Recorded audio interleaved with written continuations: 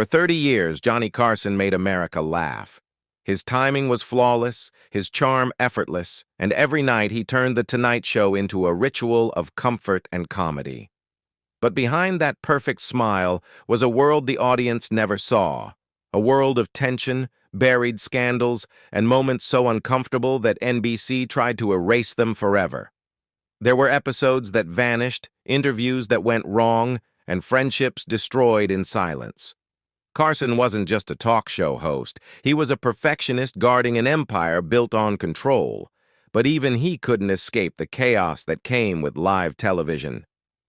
What follows are the stories that slipped through the cracks, the shocking feuds, the lost tapes, and the nights that left even Johnny Carson shaken. These were the moments producers tried to hide, and the truth they could never completely bury. The lost episode that never aired. It was supposed to be another smooth night in Burbank. The audience filled the studio, the band struck its opening notes, and Johnny Carson walked out from behind the curtain, smiling, sharp, and ready. But before the credits could roll, something went terribly wrong. The show that followed was so chaotic, so disturbing, that NBC executives buried it completely. No transcript, no rerun, not even a production record remained. Crew members later whispered about that night in fragments. Some said the guests suffered an emotional breakdown live on stage, shouting, crying, or revealing something that left Carson frozen in silence. Others claimed a fight erupted backstage that spilled into the show. A few believed Carson himself snapped under pressure, unable to regain control of the room. For a man who built his career on timing and poise, this was unthinkable. After the broadcast, NBC called an emergency meeting. The footage was locked away and soon after, destroyed. A few insiders tried to retrieve copies but found nothing. It was as if the episode had never existed. Even the official network catalog had no entry for that date. The tape was wiped, the reels burned, and the staff were told to forget it ever happened. Carson himself never mentioned the incident again. When asked about it years later, he brushed it off or changed the subject entirely. Those who worked closest to him said it haunted him. That something during that show cracked the carefully controlled image he'd built over decades. He was never quite the same after that, one former producer admitted. He laughed less off camera. The mystery only deepened after Carson's death in 2005. Fans and television historians searched for any trace, a still frame, an archived note, a witness who remembered more. Nothing surfaced. The show remained a ghost in NBC's history, a night erased from public memory. The Joan Rivers betrayal and the fall of a friendship. For more than 2 decades, Joan Rivers was Johnny Carson's closest ally in late-night television.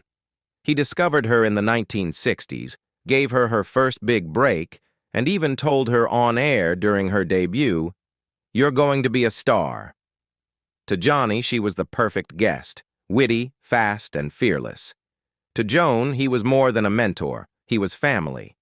But in 1986, that bond shattered in one of television's most painful betrayals. When Fox offered Rivers her own late-night talk show, it was historic. She'd become the first woman ever to host a show in that format. But she made one critical mistake. She didn't tell Carson. The contract wasn't finalized yet, and she feared the news would leak or the deal would collapse. She planned to tell him once everything was certain, but before she could, the media broke the story. When Joan called to explain, Carson hung up on her. No words, no chance for forgiveness, just silence. That same night, he ordered NBC to ban her from The Tonight Show permanently. She was never invited back during his lifetime. It wasn't just professional anger, it was personal heartbreak. Carson had built an empire on loyalty and trust, and to him, Rivers's move felt like betrayal. The fallout was brutal.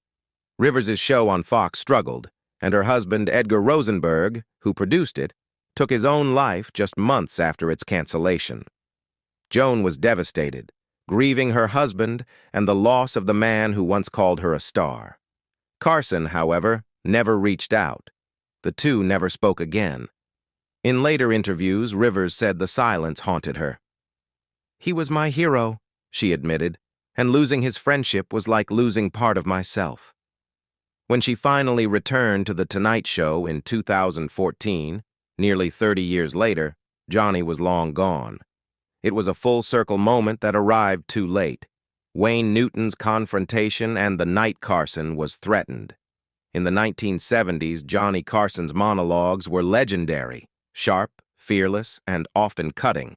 But one recurring target took those jokes personally. Wayne Newton, the Las Vegas singer once called Mr. Entertainment, became a punchline on The Tonight Show. Carson teased his flamboyant style, his appearance, even hinting at his sexuality. For years, Newton laughed it off, believing it was all in good fun. But when the jokes didn't stop, something in him finally broke. Behind the bright lights, Newton was fighting to protect his image. The rumors that he was effeminate or secretly gay began to affect his career and personal life. He called Carson's office multiple times, asking him to stop. Each call went unanswered. Finally, after enduring months of humiliation, Newton took matters into his own hands. According to those who witnessed it, Newton stormed into NBC's Burbank studios unannounced, heading straight for Carson's office. Inside, Johnny was in a production meeting with longtime producer Fred de Cordova. Newton interrupted and demanded a private word. The room went silent. When they were alone, Newton reportedly said, "If you ever make another joke about me, I'll kick your ass."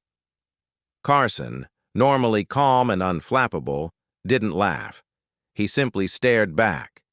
Those who knew him say it was one of the few times he looked genuinely shaken. After that day, the jokes stopped, but so did any friendship between them. Carson never invited Newton back to the show. Years later, Newton spoke publicly about the incident, calling Carson a mean-spirited human being and accusing him of fueling false rumors that nearly destroyed his reputation. He claimed that Carson's influence over NBC and the entertainment press made it impossible to defend himself. "It wasn't comedy anymore," Newton said.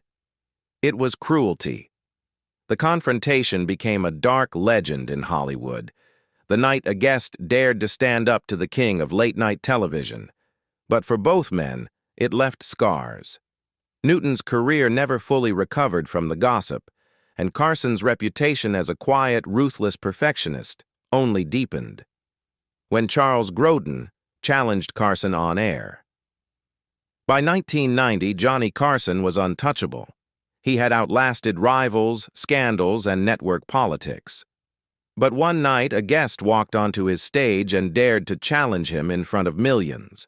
That guest was Charles Grodin, an actor and satirist known for his deadpan humor and ability to blur the line between comedy and confrontation. What began as a routine interview quickly spiraled into one of the most uncomfortable moments in The Tonight Show's history. Grodin had been a regular guest for years, often using dry sarcasm to poke fun at the talk show format itself. But this time, his tone felt different.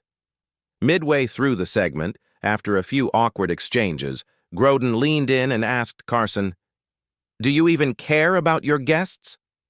The question hit like a slap. The audience fell silent. Carson, usually quick with a quip, froze for a split second before replying sharply, "Of course I do." But Grodin didn't back down. He pressed further, questioning the sincerity of the interviews, implying that Carson was more interested in his own spotlight than the people sitting across from him. What followed wasn't comedy, it was tension.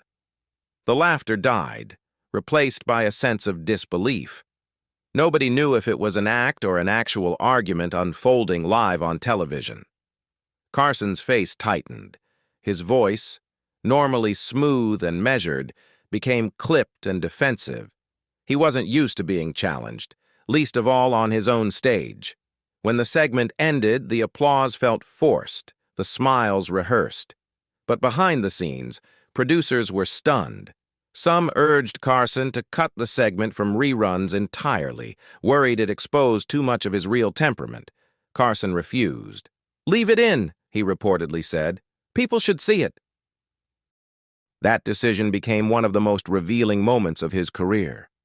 It showed Johnny Carson not as the flawless master of charm, but as a human being, defensive, proud, and tired of pretending.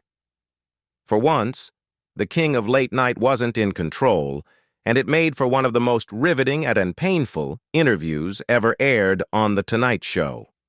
Shelley Winters throws a drink at Oliver Reed. Live television has always carried the risk of chaos, but even by Tonight Show standards, the night Shelley Winters and Oliver Reed shared the couch became unforgettable. It was 1975, and both actors were on the show to promote new projects.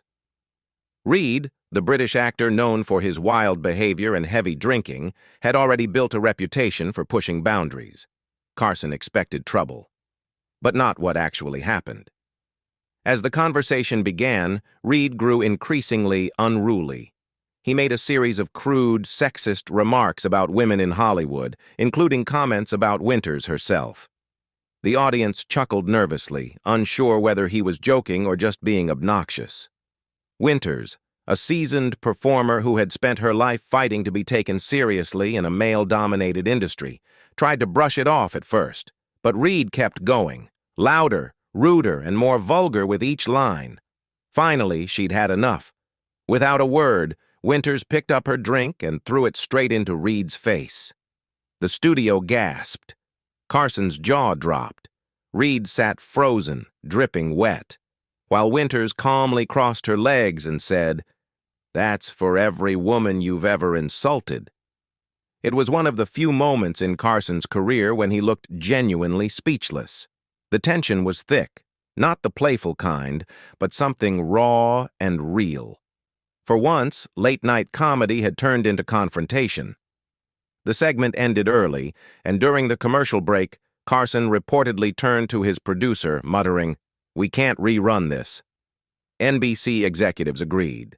When the show aired in reruns, large portions of the exchange were cut to protect the network's image. But word spread quickly, and the unedited broadcast became a legend among late-night historians, proof that beneath the laughter, The Tonight Show could become a battlefield. In later years, Winters laughed about it, saying, "I don't regret a thing." Reed, on the other hand, never apologized and never returned to the show.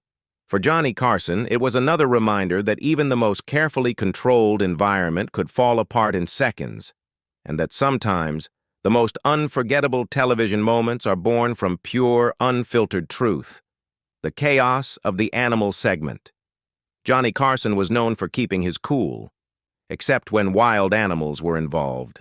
Viewers loved the recurring visits from zookeeper and animal expert Joan Rivers, whose appearances with exotic creatures brought laughter and unpredictability to The Tonight Show. But one night in the 1970s, that light-hearted tradition turned into pure panic, giving Carson one of the most uncomfortable moments of his career. It started normally. Joan walked on stage holding a small monkey, cheerful as always. Carson cracked a few jokes, and the audience laughed.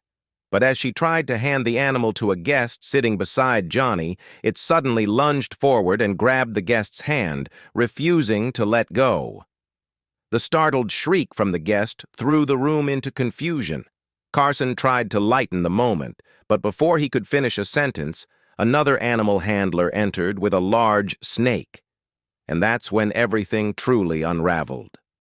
The snake slipped from its handler's grip, slithering across the stage under the bright studio lights. Carson's composure vanished. He jumped from his chair, backing away in genuine fear as the audience gasped and screamed. Cameras kept rolling, but the host's face told the story. This wasn't an act. He was terrified. Crew members rushed onto the stage to contain the chaos, but the damage was done. For nearly a full minute, The Tonight Show, television's most polished production, descended into unscripted madness. Producers were horrified. They debated cutting the entire segment from reruns to protect Carson's image, but he reportedly refused. He knew audiences loved seeing the moments where his perfect control cracked. Still, future animal segments came with stricter rules, fewer unpredictable species, more handlers, and no snakes near Carson's desk. The clip has survived as one of the few times viewers saw Johnny Carson completely out of his element, shaking, laughing nervously, and admitting, "I don't get paid enough for this." It reminded everyone that even a man who spent decades mastering live television could still be humbled by the unpredictability of life. It was funny on the surface, but for Carson, it also revealed a truth he often tried to hide: that behind every perfect moment of comedy, there was always a flicker of fear he could never quite control. The myth of Zsa Zsa Gabor's cat joke. For decades, one of the most infamous stories linked to Johnny Carson involved actress Zsa Zsa Gabor and a cat. As the legend goes, Gabor appeared on The Tonight Show holding her pet and asked Carson, "Would you like to pet my pussy?" To which Johnny supposedly replied, "Sure, just move the damn cat." The line became a staple of late-night folklore, repeated by comedians, quoted in books, even treated as fact by some fans. But here's the twist: it never happened. There is no tape, no transcript, and no record of such an exchange ever airing. NBC archivists, Carson's staff, and television historians have all confirmed it was an urban myth, a story that grew out of Carson's reputation for witty double meanings. Over time, the joke became so believable that it replaced reality in people's memories. Ironically, the myth itself became a reflection of Johnny Carson's power over pop culture. His image was so iconic that people were willing to invent stories just to make him seem even sharper, funnier, and more daring than he already was. The moment never aired, but in a strange way it didn't need to. The legend was enough. Johnny Carson was more than a comedian. He was an era. His laughter filled living rooms, but behind it were moments of tension, silence, and chaos that shaped television history. From the lost episode to the feuds and forbidden clips, these were the cracks in a perfect legacy. Maybe that's why we still talk about them. Because perfection is never the whole story. Which of these moments shocked you the most? Let me know in the comments, and don't forget to like, share, and subscribe for more untold stories from Hollywood's golden age.